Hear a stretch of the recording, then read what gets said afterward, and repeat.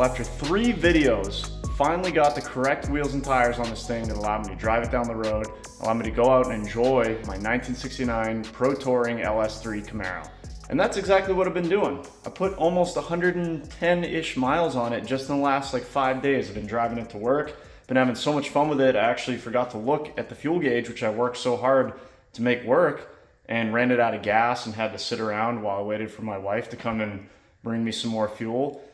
Been driving it on errands, just took it to Lowe's to get some stuff for a house project. Even had the local police checking it out. The guy was a huge fan of the car.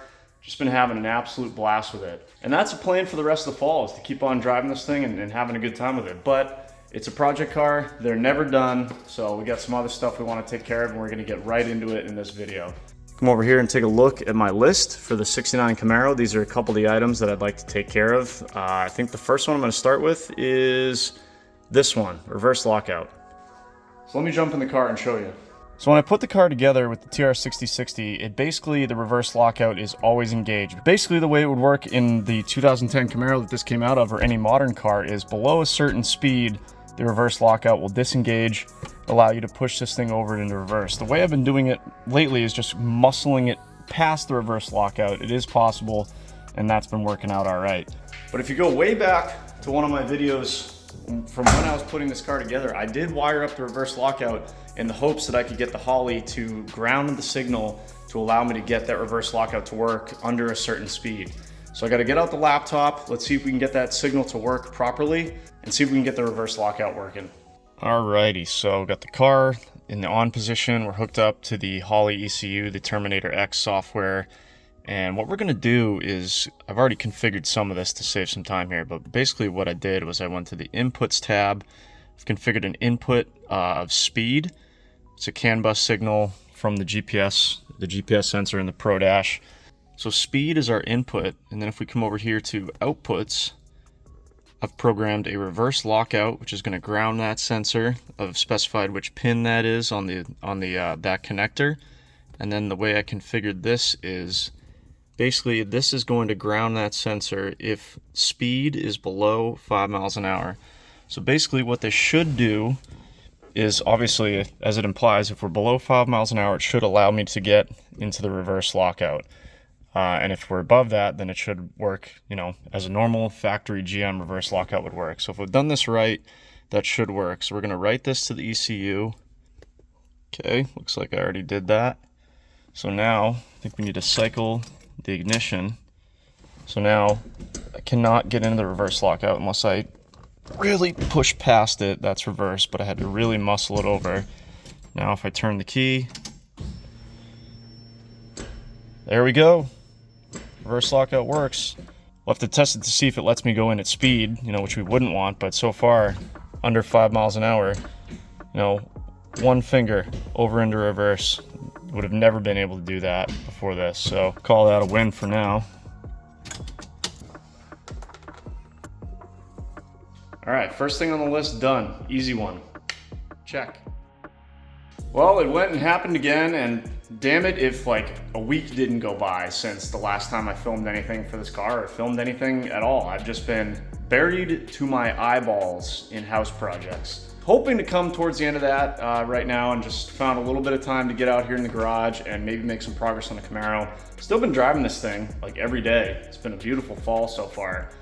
Putting miles on this thing and loving every minute of it. But I believe the last thing we did was got the reverse lockout working, which works perfectly.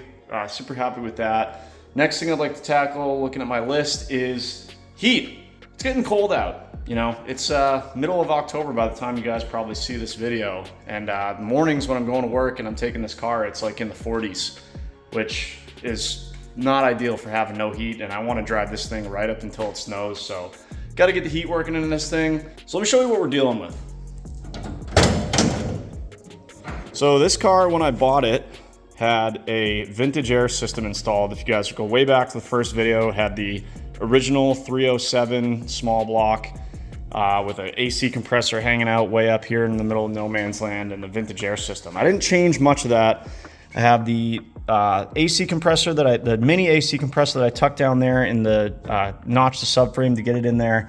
But these heater hoses, I basically cut one of these to length, and they bolted right up to the LS water pump here. So these are the original heater hoses that came with the vintage air kit that was in this car when I bought it. And I honestly can't remember if the heat worked when I bought this car. It was freezing cold in January of 2022. I think it was New Year's Day actually. And I basically took it to the end of my street and then put it in the garage here and ripped the motor out. So I really don't remember if the heat worked at all. But I guess first I should tell you the condition is, the blower motor works, everything comes on, but it's just ambient temperature air. I don't feel any heat coming through. So the diagnosis I've done so far is, we have the heater core lines that go through the firewall right there, feed and return, I believe. And I have heat in both of these, but no heat on the other side of this valve or solenoid or servo. So I assume this is the servo or whatever that is connected to the switch in the dash that when I say, hey, I want hot air, this is gonna open and allow hot coolant to flow through the heater core. So when the car is up to operating temperature, which it's not right now, this is hot, and on this side of it is freezing cold or ambient temperature. So for some reason, this valve is not opening. And I've done some looking on the wiring diagrams on these vintage air systems. There's 3 wires here. One of them's power, one of them's ground, and then I think one of them goes to the switch. So those are gonna end up somewhere under the dash over there. And I think what makes the most sense to do is to just get under there and see if I can find anything that looks amiss. Who knows, maybe there's a wire that came loose when I was doing something. I didn't really mess with that part of the car during the swap at all, so I don't see what could have happened. But obviously an issue like this, I'm gonna assume that servo's good and there's just something wrong with the wiring. Maybe I nicked something when I took the dash out or whatever, but wiring appears good up to the firewall. So I'm just gonna trace it through the firewall, see if I can't find something that doesn't look right, and we'll go from there.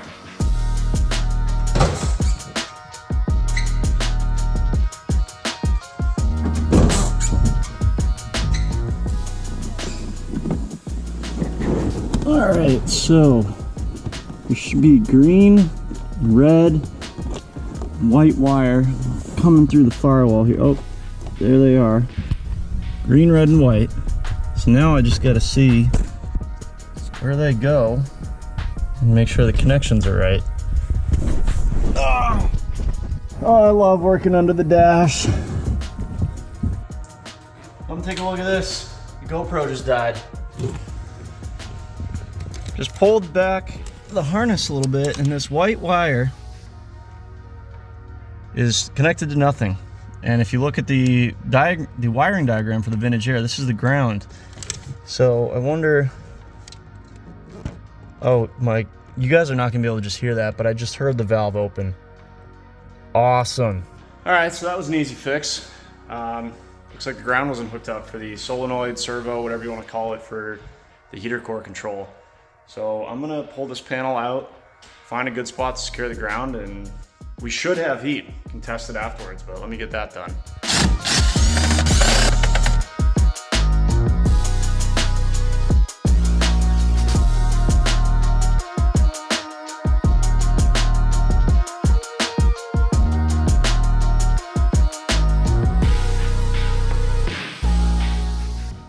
All right, well, I found a spot up on some metal up there where it looks like someone had already used a self-tapper for something. I don't think it was for that ground, but maybe it was. Either way, cleaned up the metal a little bit, threw a self-tapper in there to ground that thing out.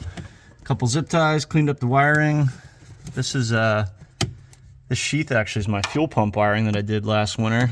But yeah, I would guess that we have heat now, considering I heard that valve open. So all I got to do now is quickly get this kick panel back in, trim piece here, and we are done with this.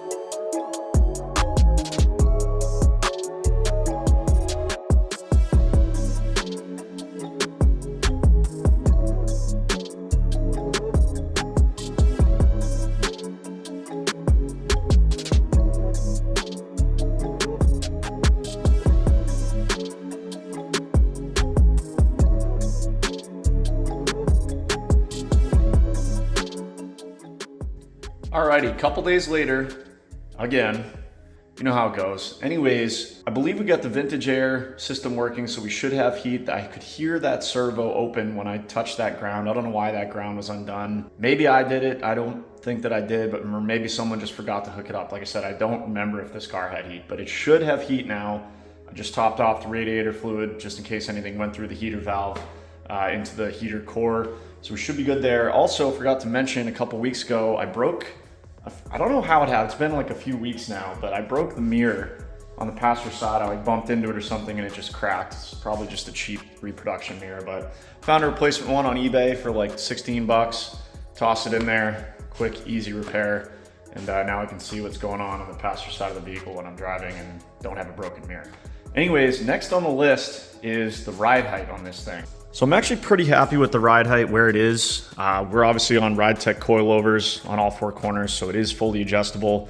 I like how the front has a little bit of a tuck of the tire. Might bring that down just like a 1/4 inch, might leave it, I'm not sure. But I'd like to bring the rear down at least on this side. You can't really see, you know, unless you're at the back of the car. Maybe I'll open the garage and I can show you. I apologize, it is fall now, so it is getting a little bit windy out there, so hopefully you can hear me. Beautiful fall day.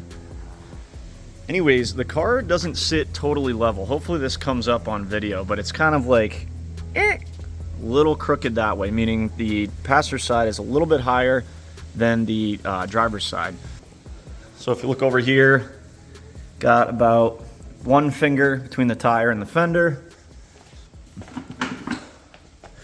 Over here, negative fingers, nothing. So I'd like to have both sides be about at this height, maybe just a tad lower. The main goal is just make the car level at all four corners. So we'll get out the tape measure, make sure it's good to go, loosen up the jam nut and see if we can't bring those coilovers down a little bit.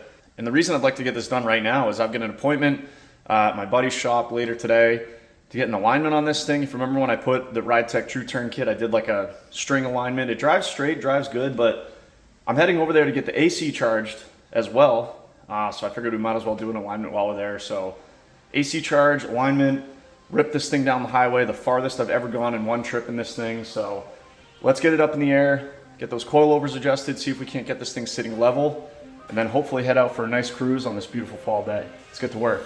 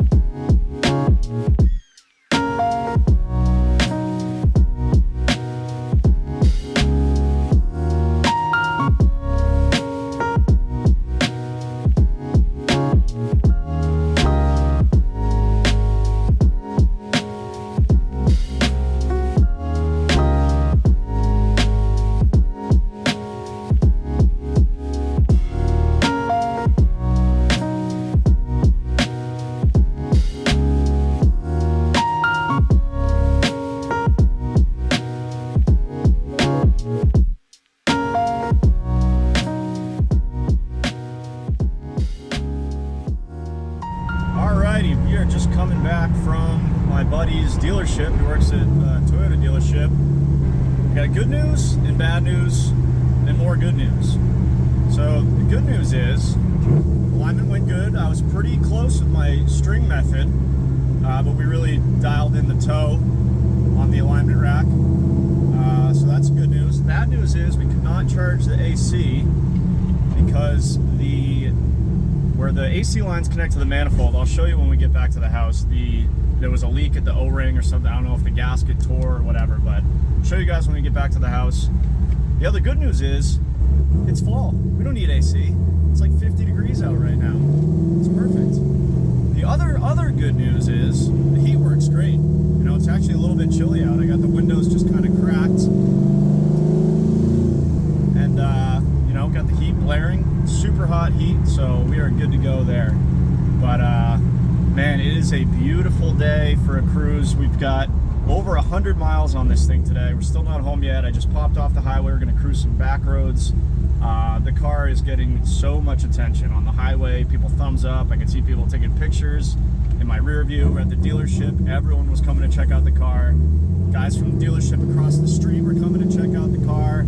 It's just a great day to be in a hot rod that you built yourself in your garage. All the late nights in the garage. You know, this is what it's all about. A beautiful fall day, and just cruising around, man. So let's get back to the garage, enjoy the rest of this cruise, and we'll talk about what's next.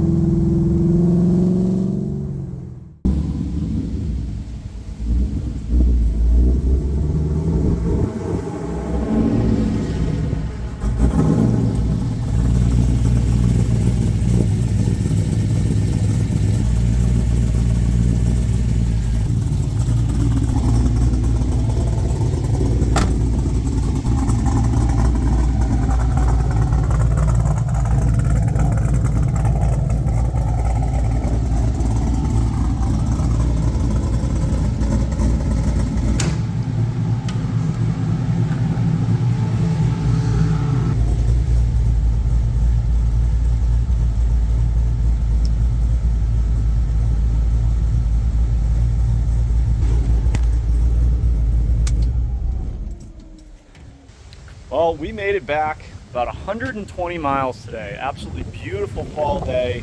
Cruising in this thing. I apologize, it's a little bit windy out right now, but had to show you guys this thing outside. You've seen it a little bit in the B-roll footage, but we nailed the ride height.